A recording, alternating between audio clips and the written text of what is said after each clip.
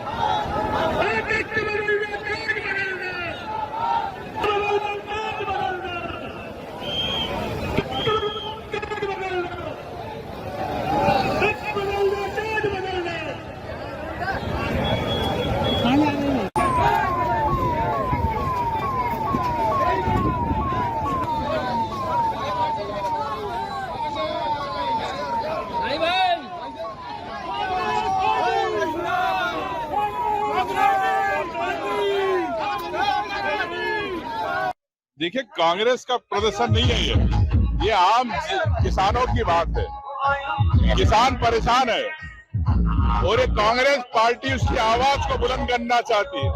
किसान की आवाज खेत में सरकार खोना चाहती है। ये किसान अगर सड़क पे है तो किसान अपनी संसद लगा रहा है सड़क पे।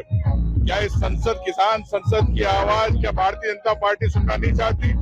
अधिकार है उनको भी, उनको एमएसपी मिले, उनके गेहूं खरीदे। तो मैं समझता हूँ कि सरकार इसमें विफल रही किसानों के हित के लिए। 30 की गई, 30 के बाद 10 अप्रैल किया, लगातार बेवकूफ बनाते रहे और किसानों ने इस बीच में 1800-2000 में अपना पूरा गेहूं बेच दिया। मांग ये है कि इनका भावांतर दिया जाए, जो डिफॉल्टर घोषित किया जाए वो खत्म किया जाए और 100% गेहूं खरीदा जाए। 2700 रुपए जो एमएसपी है उस पे। और दूसरा यहाँ पे नेशनल हाईवे 7 जगह जाम है, इंदौर खलगाट से लेकर शिवपुरी गिरनारिया, इसलिए कि मोदी गारंटी फेल हुई है। इसलिए मोदी जी तक ये मैसेज जाए, ये नेशनल हाईवे जब जाम होगा तो मोदी से खबर जाएगी तो हो सकता है वहां से निराकरण निकले और किसानों की समस्या का लो, उनका अनाज खरीदा जाए। बंगाल के परिणाम आए 28 के चुनाव भी आ रहे हैं, जो बंगाल में ये हालत देख रहे हो। 28 में कांग्रेस की सरकार बनेगी, जो हालत है इस हिसाब से। जब किसान साथ होता है तो कांग्रेस सरकार बनती है।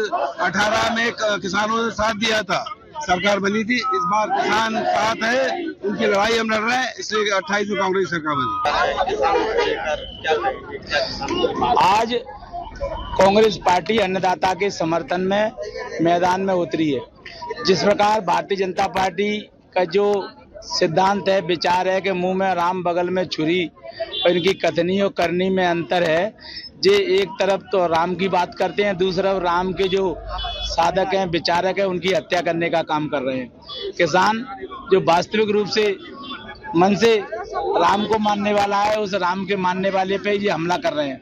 और इस प्रकार इनकी कथनियों करनी के खिलाफ किसानों को उचित मूल्य मिले फसल का, किसानों को मुआवजा सही मिले, किसान परेशान नहीं हो, उनको मान सम्मान मिले, बिजली पानी और खाद का प्रबंध हो, इन सब मांगों को लेकर अन्नदाता के समर्थन में आर कांग्रेस पार्टी मैदान में पूरे प्रदेश में NH3 पे जगह जगह जहाँ चक्का जाम किया जा रहा है। और चक्का जाम का उद्देश्य है कि सरकार को हम जगाना चाहते हैं, चेताना चाहते हैं।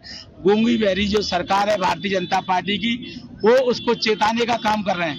ये आने वाले समय में और बड़ा आंदोलन करेंगे, लेकिन अभी केवल उनको चेतावनी है कि समझ जाओ, अन्नदाता के परेशान न करो। अगर अन्नदाता को परेशान किया तो आने वाले समय में पूरे प्रदेश में इस प्रकार आंदोलन कांग्रेस पार्टी अन्नदाता के समर्थन में करेगी।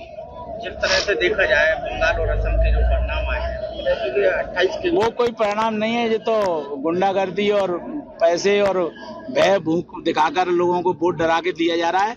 और कुल मिलाकर संवैधानिक जो संस्थाएं हैं उन पर भारतीय जनता पार्टी ने अपने अपने लोग बिठा के कब्जा कर लिया है और संविधान की हत्या करने का, लोकतंत्र की हत्या करने का काम कांग्रेस पार्टी के खिलाफ जगह जगह कर रहे हैं और पूरे प्रदेश में अन्य छोटी दलों के खिलाफ भी कर रहे हैं।